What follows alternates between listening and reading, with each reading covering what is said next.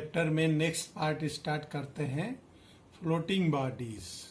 Floating bodies में सबसे पहले आप thrust force, thrust, pressure and buoyant force, buoyancy क्या होती है उसको समझेंगे और बायेंट फोर्स क्या होता है।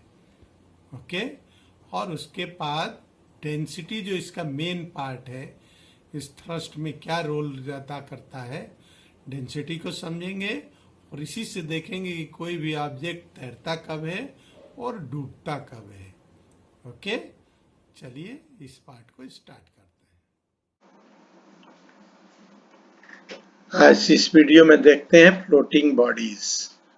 फ्लोटिंग बॉडीज मतलब कि जो बॉडीज कैसे पानी में तैरती है या जो डूब जाती है या जो आधी तैरती रहती है आधी डूबी हुई रहती है, इस तरीके के बारे में हम आज इसमें चर्चा करेंगे। तो इसमें सबसे पहला दिया हुआ है आपके एनसीईआरटी बुक में thrust and pressure.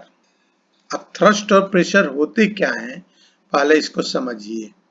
Okay, the force acting perpendicular direction of the surface is called a thrust.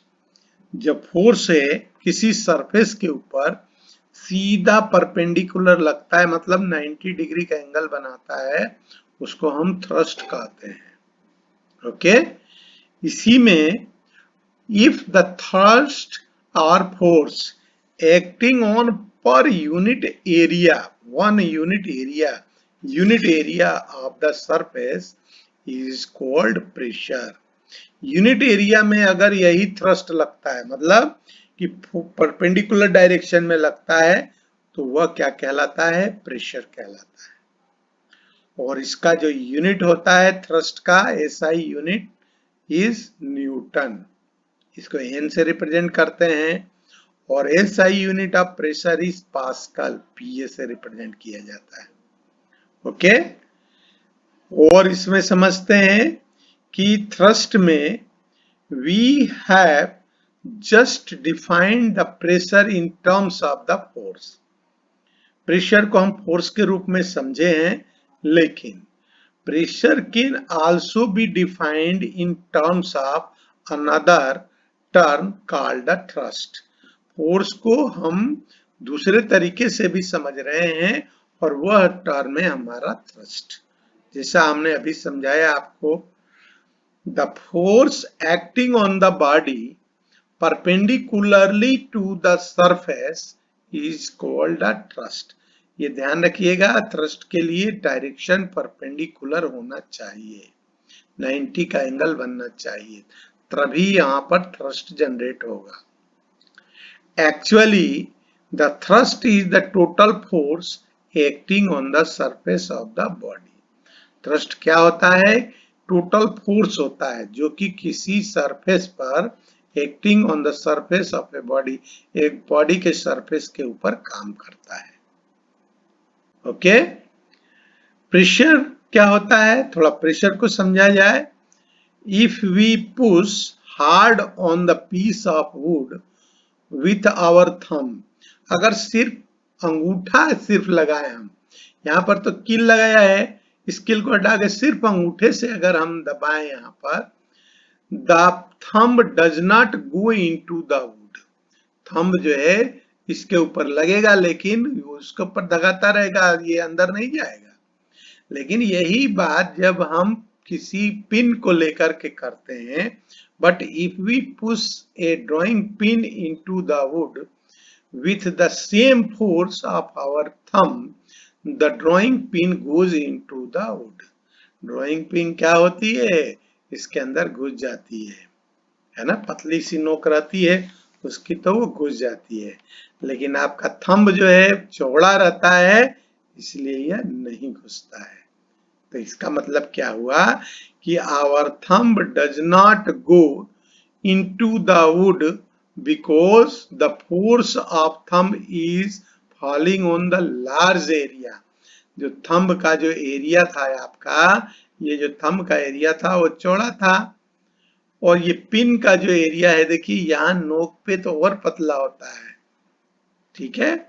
तो फिर thumb is falling on the large area of the wood due to which the force or area or pressure on the wood is small, whereas in the case of the drawing pin the area of the pin falling on the wood is small, therefore the pressure is more and pin goes into the wood. Pin का जो नीचे का tip होता है उसका area कम होता है और यहाँ पर से जब हम इसके ऊपर फोर्स लगाते हैं तो बहुत ज्यादा फोर्स लगता है परपेंडिकुलर डायरेक्शन में और ये अंदर की तरफ घुस जाती है।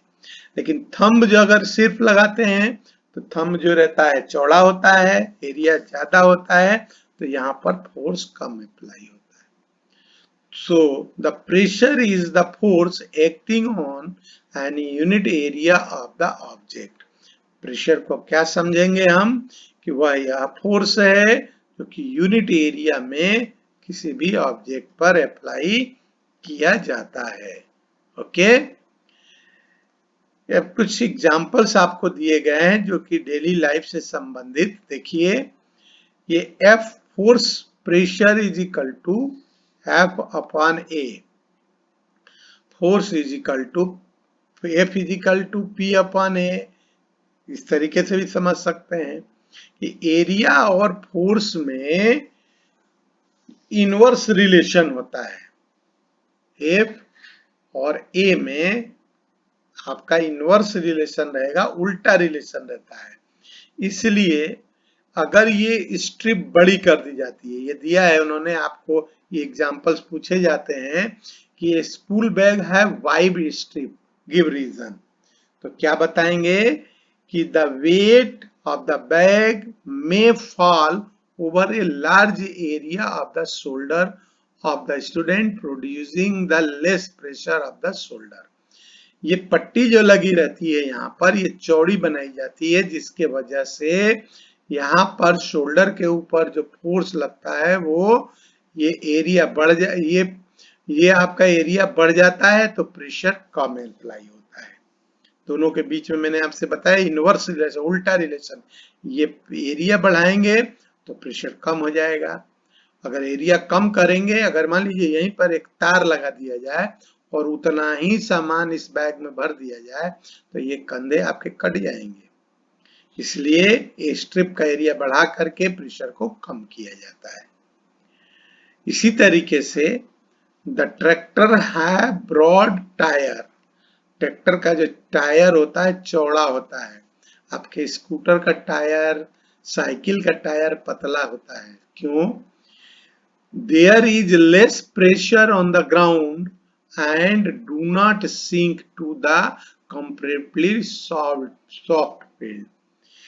टायर चौड़ा होने के कारण जो एरिया है वो बढ़ जाता है और जिसके वजह से जो नीचे की तरफ प्रेशर होता है वो कम हो जाता है।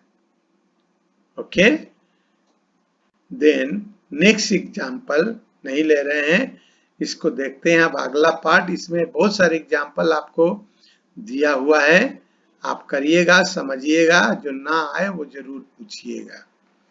अगर आपका नेक्स्ट पार्ट है बायंसी। बायंसी क्या होती है पहले समझिए कि when an object is placed in a liquid, the line exert an upward force on it. The liquid, ये लिक्विड है, ये लाइन नहीं है बल्कि ये लिक्विड है।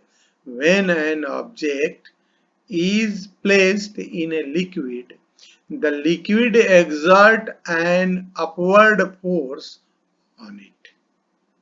कि जब कोई भी ऑब्जेक्ट को लिक्विड में डाला जाता है तो लिक्विड उसके ऊपर एक फोर्स अप्लाई करता है। Okay, when a piece of, जैसे एग्जांपल ले लिया है हमने कि when a piece of cork is held below the surface of the water by applying the force of our thumb and then release, the cork immediately rise to the surface. कर सकते हैं आप, एक कॉर्क लीजिए, उसको बाल्टी में पानी भर दीजिए और उस कार्क को दबाइए। कार्क तो डूबेगा ही नहीं, आप उसको दबाइए नीचे की तरफ तो पानी में जाएगा, और जैसे ही आपने अपना प्रेशर हटाया वो कार्क जो है ऊपर की तरफ आ जाता है। It appears as if the some upward force is exerted by the water on the cork, कि हमारे फोर्स के अगेंस्ट में जो हमने कार्क के ऊपर लगाया हुआ था, वाटर भी एक फोर्स अप्लाई करता है, जिसके वजह से जैसे ही मैंने फोर्स हटाया तो वो कार्क जो है ऊपर की तरफ आ जाता है, अपने आप आ जाता है। तो cork which pushes it to the surface, water जो होता है जो कॉर्क के कांटेक्ट में होता है वो एक फोर्स अप्लाई करता है उस सरफेस के ऊपर। ओके, अब उसी में एक वर्ड जुड़ता है बॉयंट फोर्स। ये तो था बॉयंसी, अब देखिए बॉयंट फोर्स किसे कहते हैं। When an object is immersed in a liquid, it experience an upward force, वह एक अपवर्ड फोर्स का अनुभव करता है।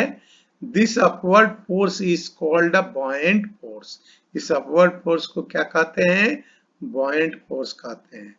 Thus the upward force acting on an object immersed in a liquid is called a buoyant force or upthrust force, कि जब किसी भी ऑब्जेक्ट को किसी लिक्विड में डाला जाता है तो वह लिक्विड भी उस वस्तु के ऊपर एक फोर्स लगाता है जब वह उसमें डूबा रहता है या सरफेस के ऊपर रहता है, तो वो सरफेस या वाटर उसके ऊपर या जो भी लिक्विड है उसके ऊपर फोर्स लगाता है, जिसको हम कहते हैं अपथ्रस्ट फोर्स, ओके, या बॉयंट फोर्स। अब इस यहाँ पर ये सारी चीजें एक मुख्य बात है इससे कि यह एक मुख्य बात पर निर्भर करता है कि डेंसिटी क्या होती है। तो पहले डेंसिटी समझिए क्या होती है, तब हम इसी में और आगे बताते हैं आपको कि सब substance appear to be heavy whereas other are light, कुछ सबस्टेंस जो होते हैं भारी लगते हैं और कुछ हल्के लगते हैं। क्यों? इसका कारण ये है कि iron is heavier than aluminium and water is heavier than the alcohol.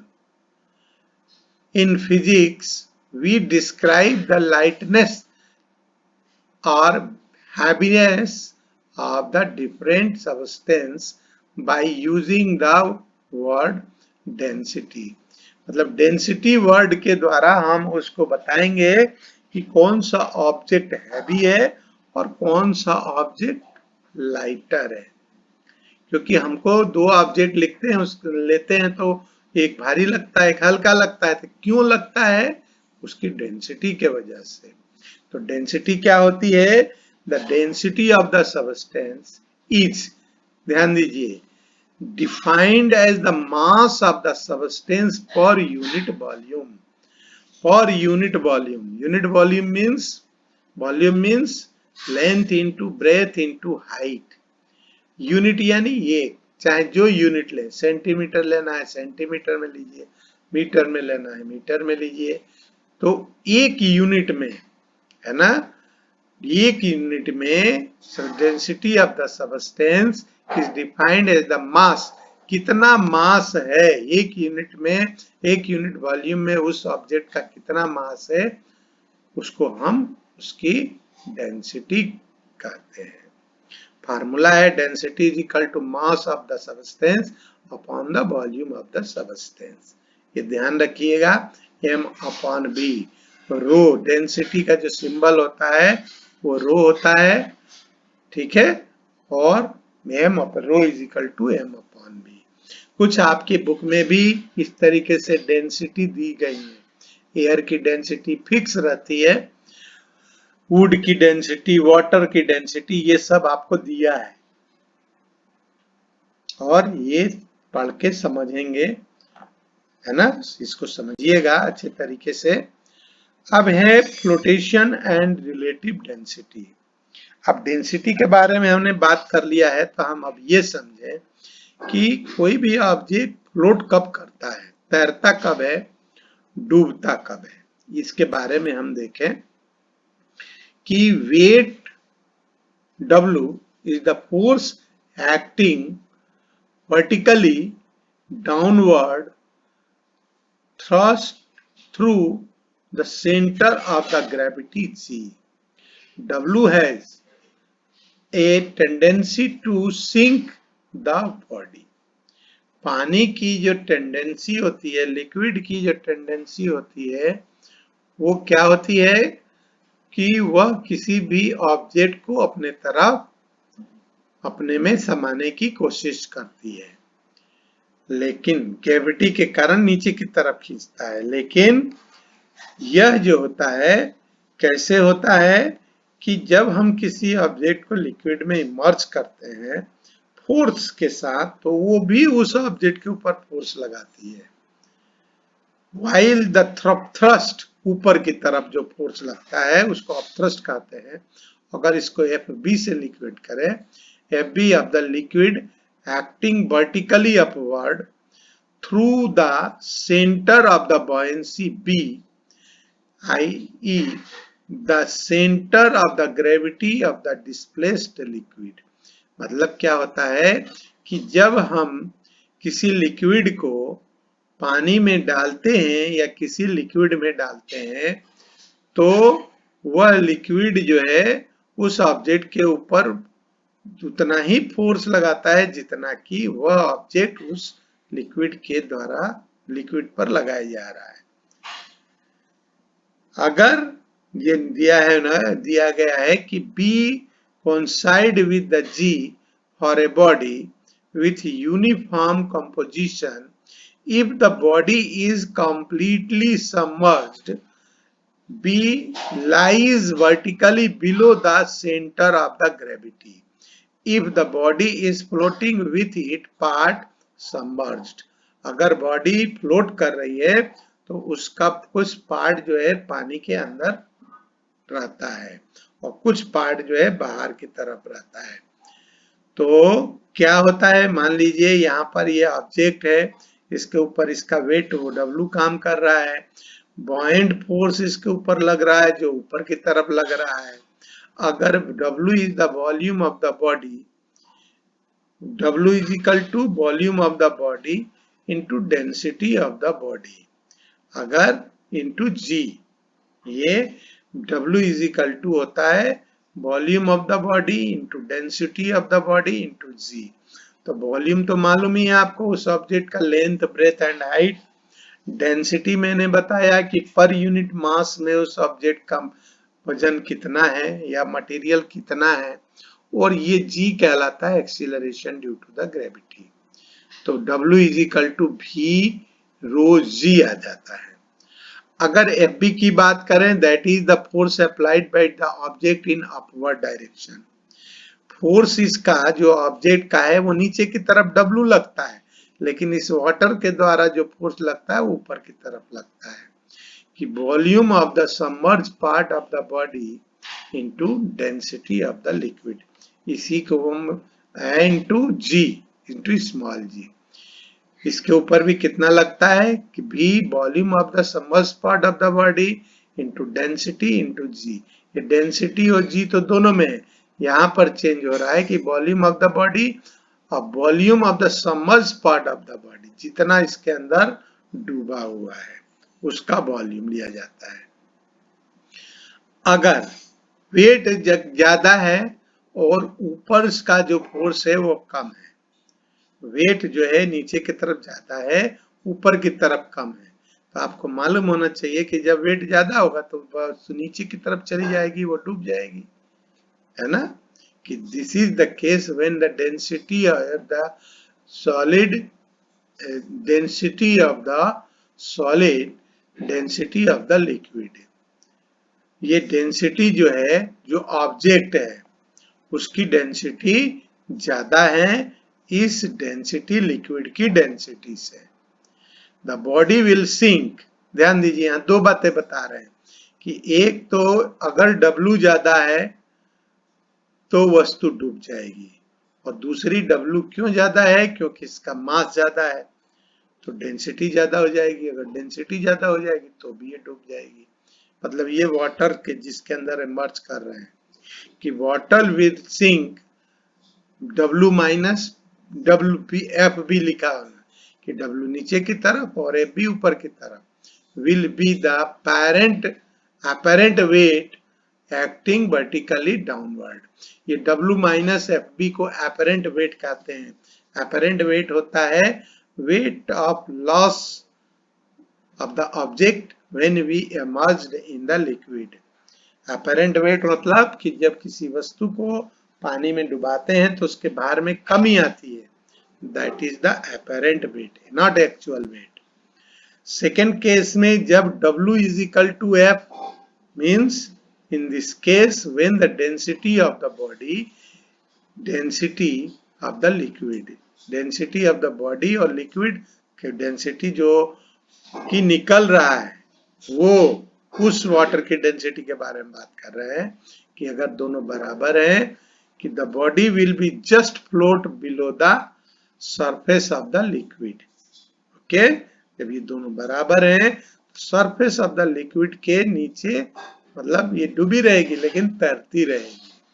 Apparent weight of the body will be 0। इसका अपरेंट वेट जो कोई भार में कमी नहीं आएगी। ओके, नेक्स्ट, अगर W is equal to less than F B जो ऊपर की तरफ लग रहा है वो कम हो और W ज्यादा हो, मतलब नीचे का वजन ज्यादा हो नीचे की तरफ, this is the case when the density of the body, density of the liquid, the body will float partially above and partially below the surface of the liquid।